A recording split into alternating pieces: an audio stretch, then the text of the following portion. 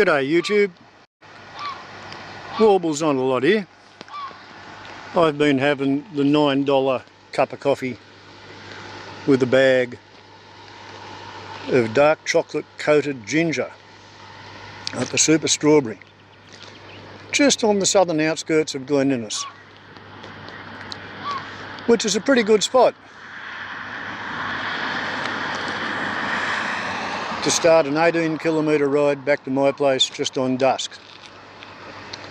They also make good coffee.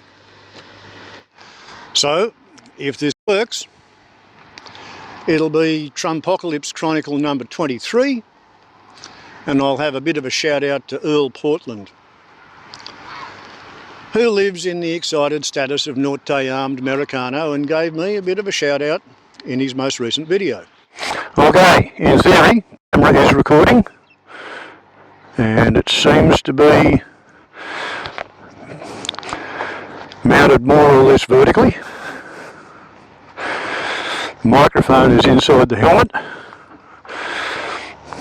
and ideally, in this position, the camera might even show you something of the instrument panel. Right.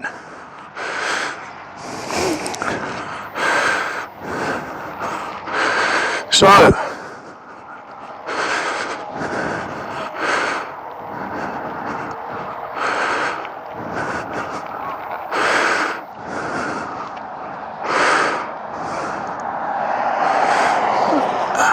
slight adjustment of the mirrors.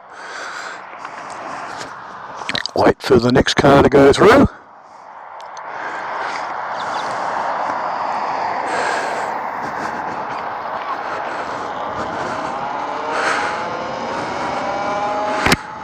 Okay.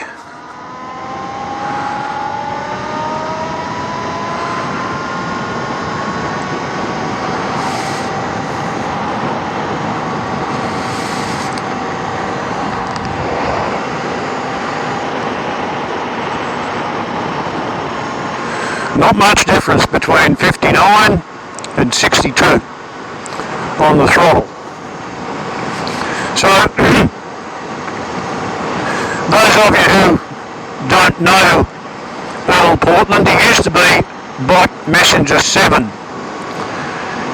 because he made his living riding a bicycle delivering things around, I guess, Portland. And back in those days, he was living in a tiny house, something so small it made my place look like a palatial mansion. And we've talked on and off for years, and a lot of things we agree on, a lot of things we don't. It's difficult to agree with Americans about guns. You know, the most peaceful of them think you should have 2 or 3 guns around the house. I don't agree with that. But he managed to get himself a job in the Starbucks, and I don't think he's a barista. I'm pretty sure he's got a whole lot of martial arts skills. And I think he's that steely-eyed, quiet, little bloke wearing Starbucks uniform, standing around waiting and watching for somebody to create a disturbance so he can go and convince them not to be disturbing. I think you have to call it Master at Arms Unarmed kind of thing. And what this means is that he lives in a city in America, and he makes his living by looking around waiting for something to go wrong. And I think he's become a little bit like a police officer, in that the nature of his job gets him looking at the most unsuccessful members of society at times of their most great emotional difficulty. So he's formed quite a few caustic opinions, and whereas I'm a hermit living on 100 acres 15 kilometres from town, and this is my local hometown, you know, I used to ride a bicycle to school along this road when I was 6 years old. He reckons he's always lived around Portland, and the nature of his hometown has changed. And there's apparently a whole lot of people who are unemployed. Well, yeah, we have our unemployed here too. And there's a whole lot of people who are apparently stupefied by various drugs. And Earl's one of the people who's been able to overcome the various forces that make other people crave pain relief. So because he was able to make it all work, he seems to have ever less tolerance for people who are less able to deal with the problems of life than himself. Once he got his job at Starbucks, he was able to borrow money and then buy himself a house on Struggle Street in suburbia. So there he was, a suburban hermit, and everything was going well until his dog died, and that sort of threw him a bit. And a lot of his videos seem to focus fairly heavily on what he doesn't like about the neighbourhood, the neighbours, the people he sees on the streets, the people he encounters at work. And I've had to go and answer in some of his videos in the comments thread. Second last time. He appears to have run my comment through ChatGPT or Grok or some kind of artificial intelligence word processor to find out what it all meant. This time, where I commented on his theory that he wants to get away from where he's been living all his life and go somewhere else where the people are nicer and better, and I sort of explained why I thought that was a bad idea. Because around here we have locals and we have old locals and we have established locals and we have original settlers, and then we have floaties. And a floatie is somebody who floats in a town because they say they like the place, and then they decide, after they've joined all kinds of organisations, looking for friends, looking for acquaintances, somebody to talk to, somebody to play with, they decide that they don't like the way things are done here and they'd like to change all kinds of things, make it more like whatever it was that they left. Couldn't get a job there, couldn't keep on putting up with their neighbours, or their neighbours couldn't keep on putting up with them, or they got into debt and had to sell their land. But whatever the reason, they left somewhere where they were bred and born and raised and trained to fit into, and they've come here because they like this place, and then once they get here, they start agitating to change it. And after a variable amount of time, the people who floated into town pull the stakes, pack up their bags, and they float out again. And I pointed out to him that wherever you go, the further you go from wherever you were bred and born, the more of a stranger and an outlander and an unknown quantity you make of yourself. I was able to get my son a start in a job pushing a boom, which led to an apprenticeship, which led to a couple of years of employment, and then his boss sold him the business at Vendor Finance. And when I got him the job pushing a boom, I was calling in a favour that my father did to the bloke who established that business. And Dad did the favour 2 years before I was conceived. And the bloke who started the business started it the year I was born. And that's old local effect. And if you move 20 or 30 miles north, south, east or west of where you grow up, you can't work local effect or established local effect or old local effect. And the original settlers, well, they're still living on land grants that their family got from the government of New South Wales colony before 1872. And people who showed up after kindergarten never ever do plug into the people who went to kindergarten in the town. And my biggest foreboding for people trying to bug out or move or shift their location to get away from social decay in America is that where they are, they're a known quantity and everybody understands who they are, and they don't provoke too much anxiety in the rest of the people who look at them. Once you become a stranger, Everybody who's afraid of strangers and worries that they might be going to come and steal the can of baked beans at the back of the pantry regards them as a potential enemy, someone to be guarded against. So, when I suggested to Earl that maybe a better idea, instead of moving away to get some community spirit somewhere where it still exists, maybe if he could think of something to generate community spirit where he lives. Plant vegetables in the bloody grass median strip in front of his house and give the vegetables away to the homeless or something. Well, Earl told me I should get fucked at the start of his most recent video. He reckons I'm far too judgmental. He reckons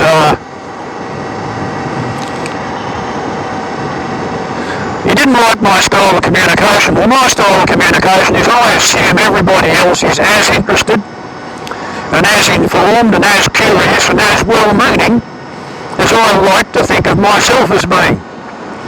I don't try and figure out how smart somebody is and pitch my conversation to what I think their level of intelligence is, because it's really easy to think somebody's an idiot because they keep their mouth shut while I'm talking. And I don't try to assume that everybody's an idiot, because a lot of them are not idiots.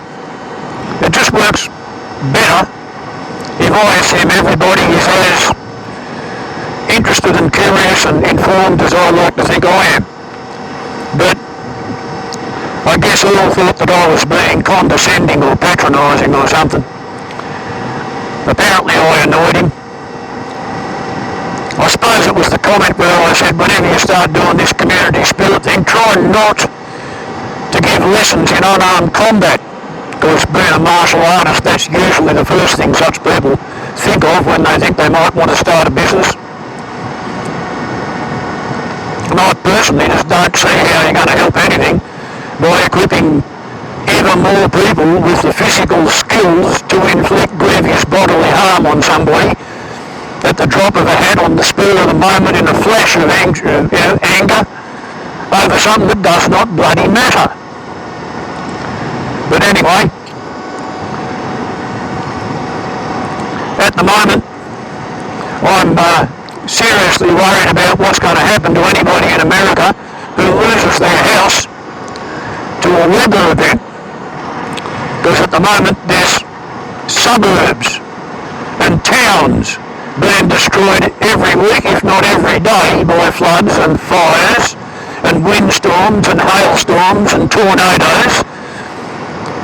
And it seems to me that there's an increasing number of Americans who are being rendered homeless by the combined collected effects of 150 years worth of fossil fuel being burnt, with gay abandoned by the shareholding classes. And President Trump has recently outlawed being homeless in Washington and a few other places. And they've got plans to open another 1,000 alligator Auschwitz type detention centres. And this week, in the wake of Charlie Kirk getting himself blown away by somebody who agreed with him about guns, Charlie Kirk saying that a certain background number of gun deaths every year in America was the acceptable price that they have to pay in order to have the Second Amendment available, so that anybody can go to a pawn shop or a swap meet and buy himself a gun, and they can do whatever they want with a gun until they get caught fucking up with the gun and it gets taken off them. Well, here in Australia we have a different way of looking at life. Here we put you through some pretty good hoops and give you a seriously good vetting before we say that you're allowed to have a gun in the first place. And your chances of being shot to death in America on a per capita level is 1,300% compared to Australia, 13 times the per capita likelihood of dying from a gunshot. And that's a choice then. The Americans have voted for that. They've voted for it, or they couldn't be bothered voting. I must admit, I have very little sympathy for anybody in America who complains that they don't like their government if they did not vote. And 49% of them did not vote. There were more people who couldn't be bothered voting in America than there were who voted for Trump or who voted for Kamala Harris. And personally, I think that's kind of disgusting. In fact, it might be that there's 51% didn't vote and 49% voted for someone. So, Trump's declared homelessness to be against the law. They're putting up detention centres for someone. And on Fox Entertainment's alleged news program, there's a raw porn with a cooked head by the name of Brian Kilmeade. I don't know who Meade was, but Brian comes from a family who killed Meade. And Brian Kilmeade was saying, on camera, as part of a panel discussion of 3 people, he thought that the homeless people should be administered a non-voluntary lethal injection. Just take them away and kill them. And I couldn't understand why he was getting absolutely no pushback from the other 2 drongos on the Fox News entertainment show. But today I heard that Stephen Miller's on record as having said, along with Brendan Carr, the fellow who cancelled Jimmy Kimmel with his FCC, they're on record as having suggested that America's ideal population would be about 100 million. So that's 247 million Americans who are superfluous to requirements, and they have to be got rid of somewhere. Therefore, no more vaccines, no more cancer research, no more research collecting figures on hunger in America. They don't care how many kids are hungry going to school.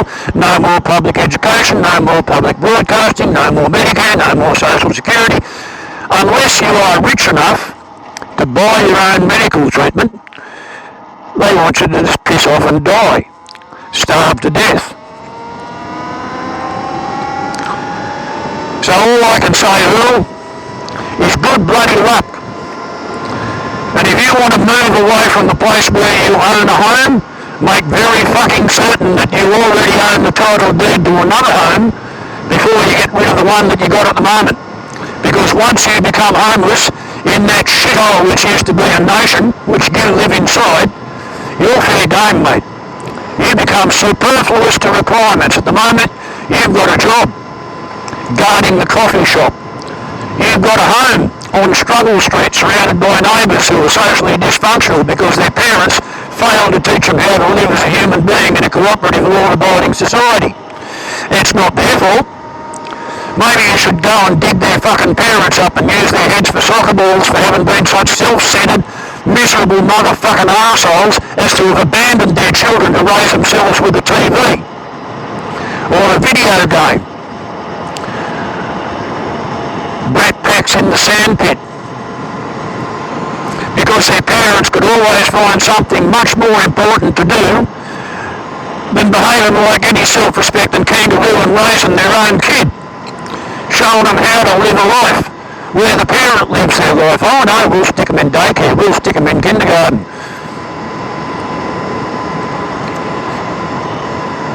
If mummy and daddy have both got a job, then maybe they indulge in what you call hallway sex. That's where one's been looking after the kids and it's time for them to go to work just as the other one comes home from work and they say get fucked to each other in the hallway as they cross paths. I don't know what the bloody answer is in America, but it seems to me that it would be really nice if everybody who claims to be a Christian could go back and have a look at the 10 Commandments and start to actually fucking well live according to the instructions on the tin. Thou shalt not murder. Murder means to do anything with the intention of killing somebody with that action. So anybody who owns a firearm or a knife or a stick with a lump on the end of it, and they have that specifically so that they can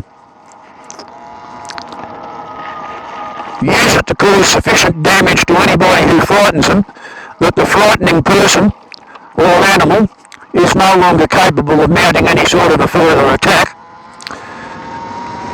That that means they've lost the bloody sixth commandment, doesn't it?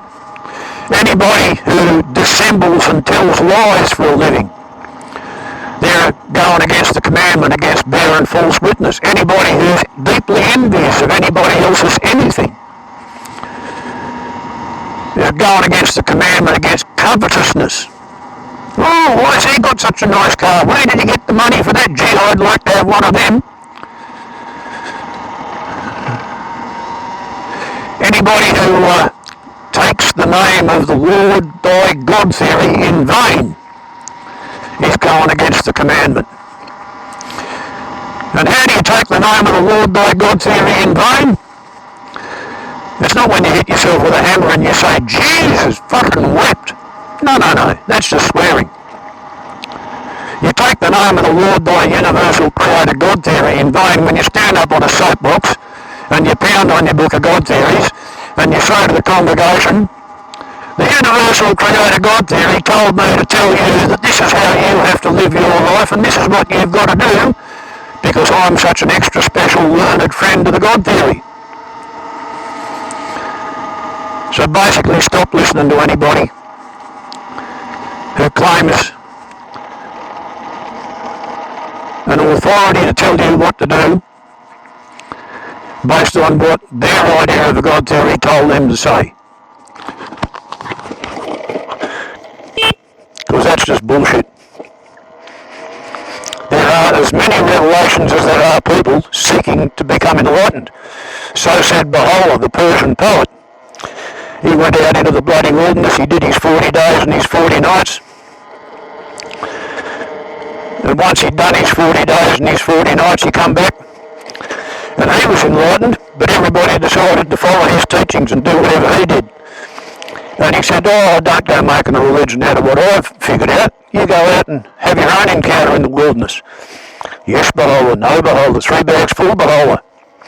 And as soon as he died, they made a bloody religion about him. It's called the Baha'i faith. And the Islamic people in Iran still get all head up about the bloody Baha'i. Personally, 40 days and 40 nights is fucking nothing. I've been living out on my own for about 35 years. This time, I put in a couple of years before this little session started. So anyway, and of course the most recent amazing shit to go down in America is that after Israel attacked Iran and America bombed Iran, then Israel attacked, there we go, 28% of the battery remaining. And then the Israelis attacked some Hamas people who were in Qatar. And the Qataris not only gave Donald Trump a jumbo jet to call his own, they also put up with 12.7 square miles of American airbase in Qatar, which can host 10,000 American service people, with a 3.7 kilometre long runway. So America can put a whole bunch of troops in the middle of Qatar and they can frighten and menace anybody in the Middle East. Well, it turns out that Trumpy wants Bagram Air Base back. That's in Afghanistan. Trumpy made a lot of political noise about how Joe Biden abandoned a lot of equipment at Bagram in Afghanistan. But, as I recall it,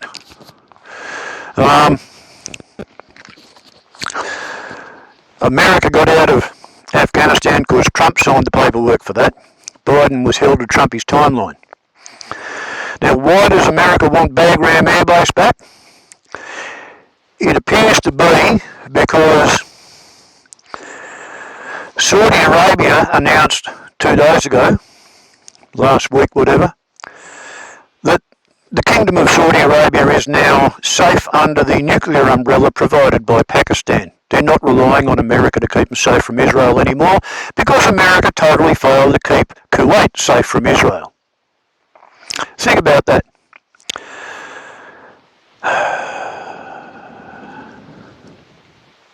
The Qataris and the Saudi Arabians no longer trust America's nuclear umbrella.